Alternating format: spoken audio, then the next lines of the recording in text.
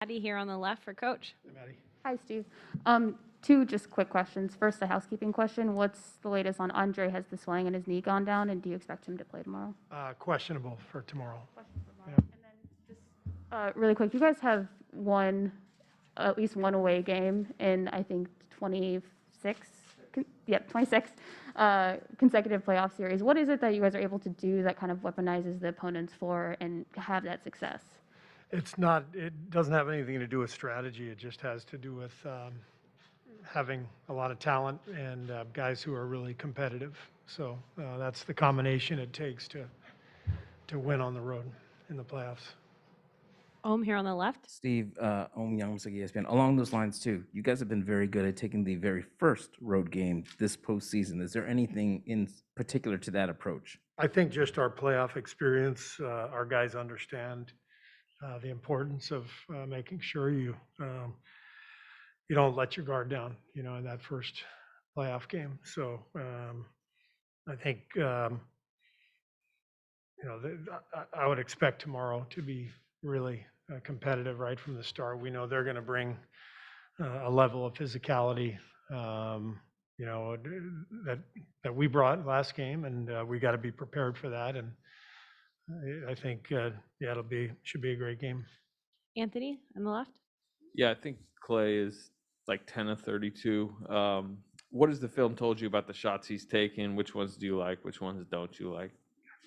Yeah, I think he's just pressing a little bit. He just wants so badly to do well that he's taking some bad ones. I'm not particularly concerned about it because this isn't the first time it's happened. Clay has a way of responding to mini slumps or whatever you want to call them. So the point of emphasis will be, let's make sure we get good rhythm shots early, and if we do that individually and as a team, then it puts everybody in a better position. Brandon on the right. Steve, Brandon Scoopy Robinson, Valley Sports.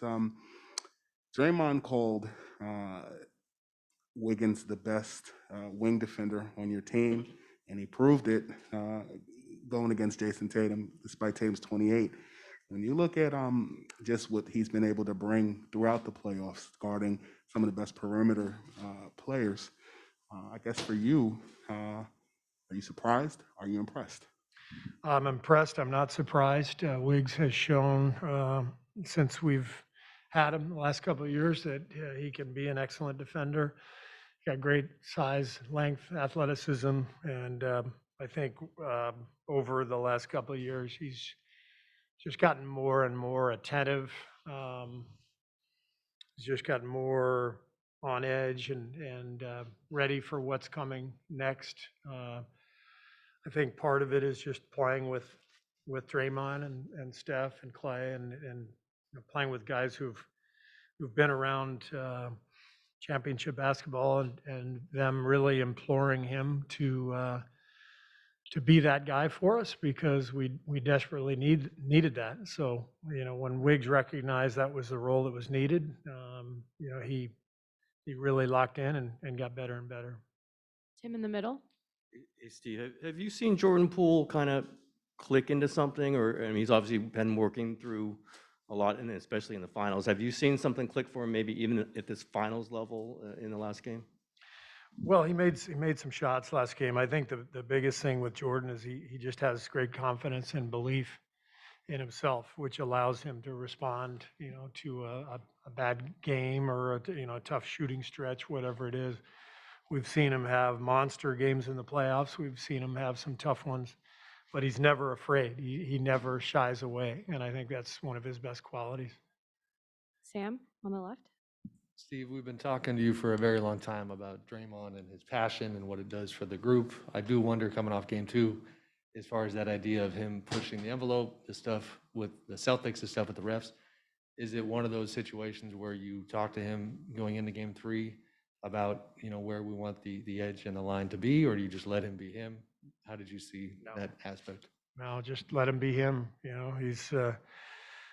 He's at his best when he's passionate and emotional, and I thought he played a great game the other night. He got the early tech, but he left the officials alone all night. And, you know, the play is always going to be physical in the playoffs. And being physical is part of it. So the main thing is you have to leave the officials alone. And Draymond did a good job of that. Question in the back left. Steve, great defensive game by Steph Curry. Do you believe he's underrated as an asset on the defensive side of the ball, and why? Very underrated. He's more physical than people give him credit for. He's really competitive. You know, he sticks with the game plan. He's not afraid to stick his nose in there and be really aggressive. And but he does it in a way that shows his experience. You know, he understands where to draw the line. You know, there have been times over the years where he's gotten himself into foul trouble, but I think he's gotten better and better in terms of not reaching and yet still being in front of his man, staying in front of his man and stopping penetration. Last couple of questions. Connor on the right. Connor Letourneau, San Francisco Chronicle. Steve, kind of building off that, when did you really see Steph transition from being a solid, decent defender to consistently good defensively?